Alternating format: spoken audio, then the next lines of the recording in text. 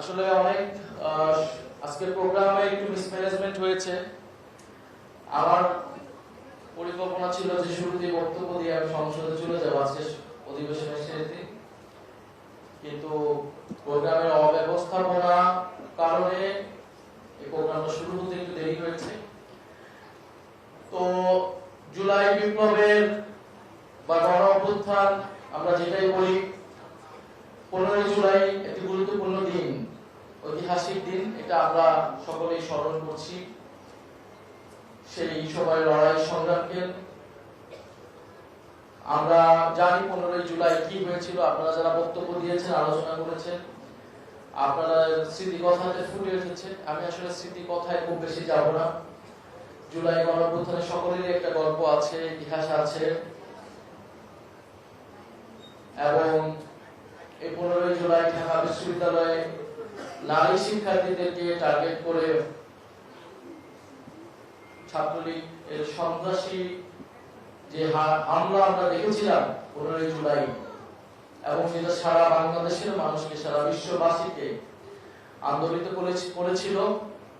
এবং এই আন্দোলনের পক্ষে তারা পরবর্তীতে নেমে এসেছিল। 16 জুলাই আবু সাইদের শাহাদাত বরণ, 17 জুলাই ঢাকা বিশ্ববিদ্যালয় কফিন মিছিল, 18 জুলাই প্রাইভেট বিশ্ববিদ্যালয়ের শিক্ষার্থীদের নেমে আসা, মাদ্রাসার শিক্ষার্থীদের নেমে আসা, এর ধারাবাহিকতায় আমরা একটা গণ অভ্যুত্থানের দিকে গিয়েছিলাম। সেই ইতিহাস আমরা জানি।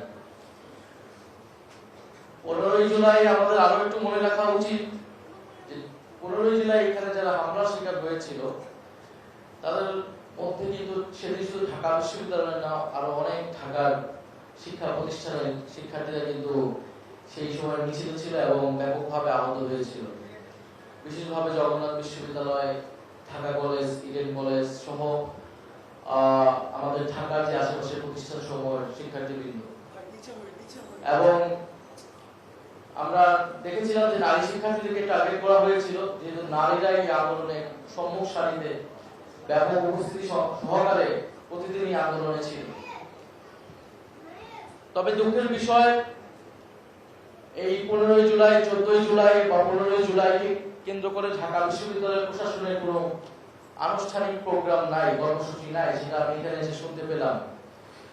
গত সরকারের সময়, বিগত সরকারের সময় কিন্তু এই দিনটাকে 14 জুলাই অথবা 15 জুলাই, যেহেতু 14 জুলাই রাতে 15 জুলাই হয়ে গেছে, তখন শিক্ষার্থীরা রেজিস্ট্রেশন করেছিল, মেয়েরা নেমে এসেছিল, এবং সেই দিন প্রথমবারের মতো এই আন্দোলন একটা রাজনৈতিক অবস্থানে রূপ নিয়েছিল। তো ঢাকা বিশ্ববিদ্যালয় প্রশাসনের আজকের দিনকে ঘিরে কোনো কর্মসূচি না থাকা, প্রোগ্রাম না থাকাটা দুঃখজনক। এবং ঢাকা বিশ্ববিদ্যালয় প্রশাসন, যে বিশ্ববিদ্যালয় থেকে বাংলাদেশের সকল গণতান্ত্রিক সংগ্রামকে নেতৃত্ব দেওয়া হয়েছে, জুলাই বিপ্লবকে নেতৃত্ব দেওয়া হয়েছে, সেই জুলাই বিপ্লবকে স্মরণে ঢাকা বিশ্ববিদ্যালয় প্রশাসন এবার যথাযথ মূল্যায়ন করছে, কর্মসূচি দিচ্ছে বলে আমার কাছে মনে হয়নি। 5 আগস্টের দিনে তাদের কিছু প্রোগ্রাম আছে, এছাড়া পুরো মাসব্যাপী কিন্তু তারা কর্মসূচি দেয়নি। আজকে কর্মসূচি হয়েছে বিভিন্ন ছাত্র সংগঠনে, এবং আপনারা দেখেছেন যে আজকের এই কর্মসূচিকে কেন্দ্র করেও, এই জাতীয় শক্তি কর্মসূচিকে কেন্দ্র করে এখানে বিদ্যুৎ অফ করে দেওয়া হয়েছে।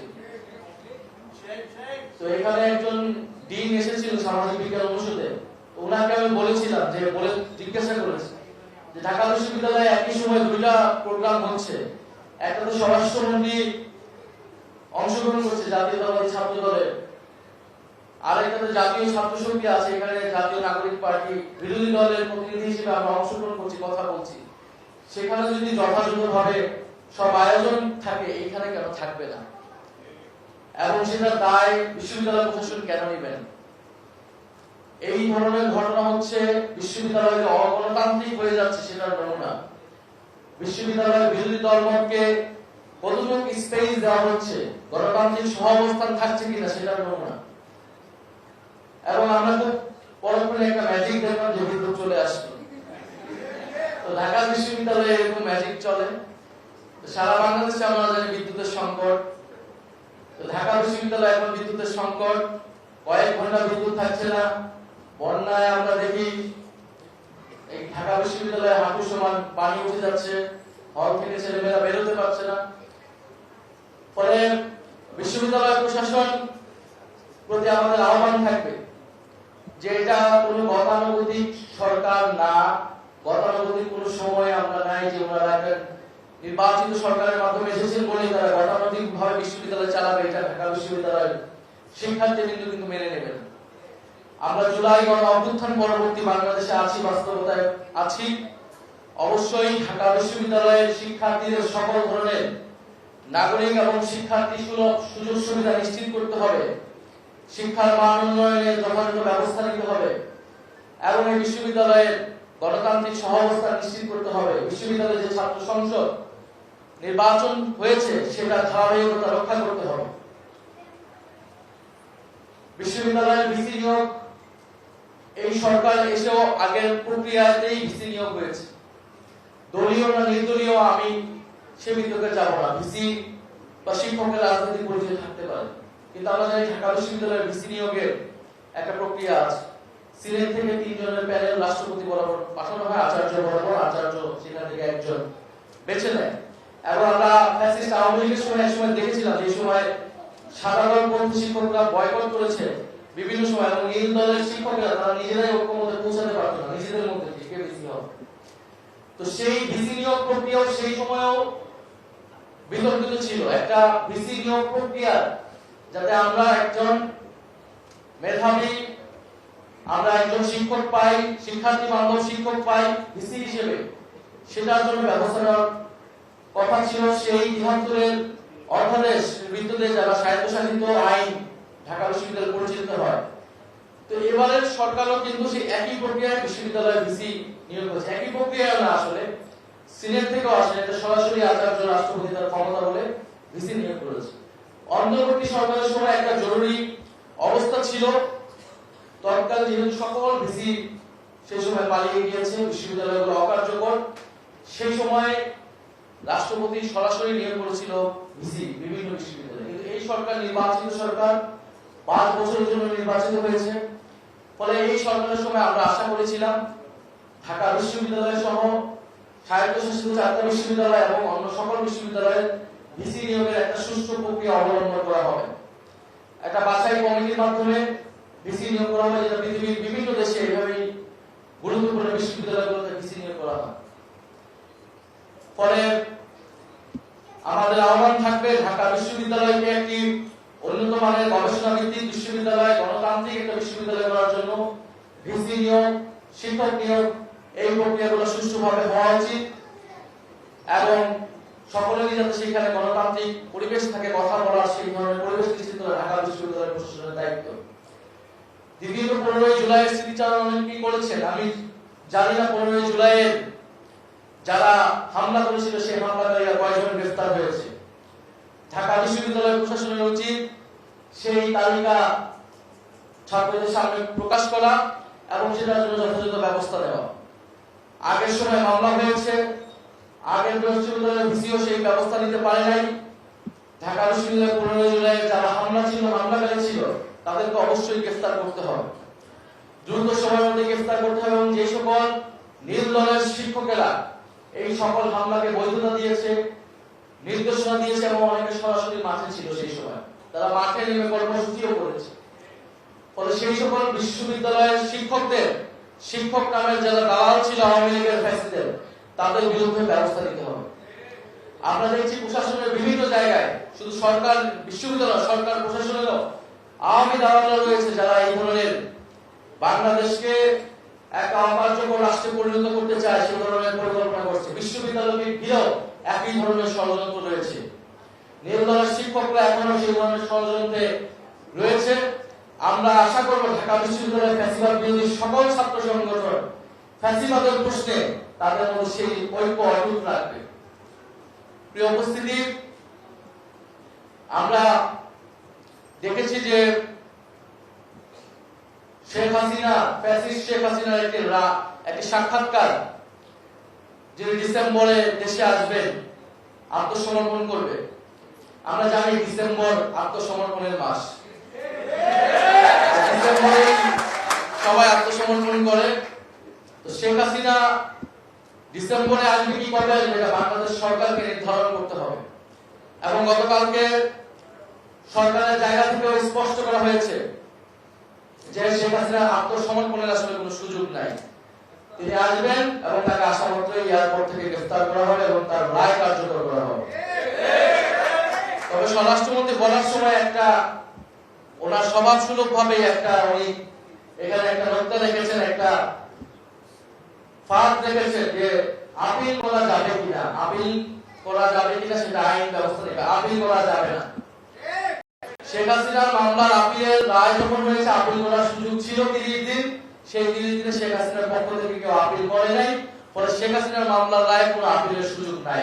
গণভোটের যেই আদেশের ভিত্তিতে গণভোট হয়েছে, নির্বাচন হয়েছে, বিদ্যমান সংবিধানের অধীনে নির্বাচন হয় নাই, নির্বাচন হয়েছে গণভোটের যে আদেশ, সেই আদেশ অনুসারে গণভোট এবং জাতীয় নির্বাচন নির্বাচন হয়েছে এবং এই আদেশ দিয়েছে বর্তমান রাষ্ট্রপতি, ফ্যাসিস্ট রাষ্ট্রপতি, যাকে বিএনপি সরকার এখনো বহাল রাখছে।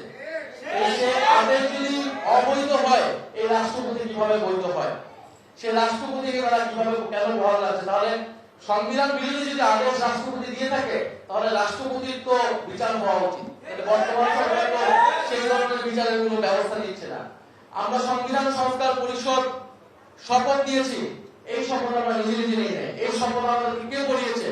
প্রধান নির্বাচন কমিশনার পড়িয়েছে। শপথনামা দিয়েছে নির্বাচন কমিশনার। সেই শপথ যদি সংবিধান বিরোধী হয়, তাহলে প্রধান নির্বাচন কমিশনার একটা সংবিধান বিরোধী কাজ করেছে, তার তো গ্রেফতার হওয়া উচিত, তার বিচার হওয়া উচিত। কিন্তু সেই একই নির্বাচন কমিশনের অধীনে বর্তমান সরকার, স্থানীয় সরকার নির্বাচনের আয়োজন করছে। ফলে আমরা বলবো, জুলাই গণ অভ্যুত্থানকে ধারণ করতে হলে অবশ্যই বিচার সংস্কার এবং নতুন বাংলাদেশের যে আকাঙ্ক্ষা, বৈশ্বিক বাংলাদেশের আকাঙ্ক্ষাকে ধারণ করতে হবে। শুধু মুখে জুলাইয়ের কথা বললে হবে না। এবং গতকালকে সংসদে বলা হয়েছে যে জুলাই আমরা ধারণ করি, কিন্তু জুলাই নিয়ে আমরা রাজনীতি করি না। জুলাই নিয়ে অবশ্যই রাজনীতি করতে হবে, কারণ নতুন বাংলাদেশের রাজনীতি হচ্ছে জুলাইয়ের রাজনীতি। সেই রাজনীতি বলে যে আমরা স্বৈরতন্ত্রে ফেরত যাব না, আমরা গণতন্ত্রে যাব। সেই রাজনীতি বলে আমরা বৈষম্য পূর্ণ বাংলাদেশ চাই, আমরা বৈষম্য বিরোধী বাংলাদেশ চাই, আমরা অন্তর্ভুক্তিমূলক বাংলাদেশ চাই, আমরা স্বাধীন সার্বভৌম বাংলাদেশ চাই, আমাদের পররাষ্ট্রনীতি চাই। ফলে জুলাইয়ের রাজনীতির বিপরীত রাজনীতি হচ্ছে ফ্যাসিবাদী রাজনীতি। বাংলাদেশ বিভাজিত হয়ে গিয়েছিল, বাংলাদেশের দুই পক্ষ, ফ্যাসিবাদের পক্ষ আর গণ অভ্যুত্থানের পক্ষ, জুলাই বিপ্লবের পক্ষ। আমরা মনে করি বিএনপি সরকার জুলাই বিপ্লবের পক্ষে ছিল এবং এখনো থাকবে, এবং তাকে থাকতে হলে তাকে সংস্কার মাধ্যমে, জুলাই সনদ বাস্তবায়নের মাধ্যমে, গণভোটের আদেশ বাস্তবায়নের মাধ্যমে এটা প্রমাণ করতে হবে। অন্যথা আমরা দেখছি বিএনপি অধীনে, বিএনপির আশ্রয় প্রশ্রয়ে মিডিয়া এবং তাদের কিছু এমপি জুলাই গণ অভ্যুত্থানকে বিকৃত করে, জুলাই গণ অভ্যুত্থানের বিরুদ্ধে যেভাবে কথা বলে যাচ্ছে, আমরা আশা করব বিএনপি দলগতভাবে তার বিচার চাবে, দলগতভাবে তার ব্যবস্থা নেবে এবং তাদেরকে যথাযথভাবে বিচারের আওতায় আনা হবে। প্রিয় উপস্থিতি, আমি আমার বক্তব্য দীর্ঘায়িত করব না। আমরা আশা করব যে ঢাকা বিশ্ববিদ্যালয়ে অনেক লড়াই সংগ্রামের পরে এটা সত্য যে 36 দিনে গণ অভ্যুত্থান হয় নাই, আমরাও 36 দিনের আন্দোলন করি নাই। ঢাকা বিশ্ববিদ্যালয়ের প্রথম বর্ষ থেকে বিশ্ববিদ্যালয় ফ্যাসিবাদের বিরুদ্ধে আন্দোলন করেছি, লড়াই সংগ্রাম করেছি। আমাদের যারা পূর্বসূরি ছিলেন তারা আরো দীর্ঘ সময় ধরে এই আন্দোলনে লড়াই সংগ্রাম করেছে, নির্যাতিত নিপীড়িত হয়েছে। নানান মানুষের, নানান অংশীজনের নানান সংগ্রাম এবং আত্মত্যাগের ফলে জুলাই বিপ্লব সংগঠিত হয়েছিল। এই জুলাই অভ্যুত্থান সকলের সবার, এবং এই জুলাই বিপ্লবকে টিকিয়ে রাখতে হবে সকলে। যারা বলে জুলাই গণ অভ্যুত্থান ব্যর্থ হয়েছে, তারা আসলে প্রকারান্তরে জুলাই গণ অভ্যুত্থানকে অস্বীকার করতে চায়। আমরা মনে করি জুলাই বিপ্লব, জুলাই গণ অভ্যুত্থান ব্যর্থ হয় নাই। ঢাকা বিশ্ববিদ্যালয়ের ছাত্রদের সবচেয়ে বেশি দায়িত্ব যে পুরো বাংলাদেশে যা কিছু হয়ে যায়, ঢাকা বিশ্ববিদ্যালয় থেকে জুলাই অভ্যুত্থানের যাত্রা শুরু হয়েছিল, ঢাকা বিশ্ববিদ্যালয়কে জুলাই গণ অভ্যুত্থানের পক্ষে থাকতে হবে এবং বাংলাদেশের জনগণের পক্ষে থাকতে হবে এবং ফ্যাসিস্ট যত ধরনের ষড়যন্ত্র এবং পায়তারা আছে সবকিছু রুখে দেওয়ার জন্য ঢাকা বিশ্ববিদ্যালয়ের শিক্ষার্থীরা ঐক্যবদ্ধ থাকবে, যুগে যুগে লড়াই সংগ্রাম করে যাবে এদেশের জনগণের পক্ষে। যেরকমটা আমরা 1971 সালে দেখেছি, 69 দেখেছি, 47 দেখেছি। সকল গণতান্ত্রিক আন্দোলনে বাংলাদেশের এই পূর্ববঙ্গের মানুষের অধিকারের পক্ষে ঢাকা বিশ্ববিদ্যালয় ছিল, যুগে যুগে থাকবে, সেই প্রত্যাশা ব্যক্ত করছি। জাতীয় ছাত্র শক্তি সেই লড়াইকে ধারণ করে এগিয়ে নিয়ে যাবে, সেই প্রত্যাশা ব্যক্ত করছি। ইনকিলাব জিন্দাবাদ।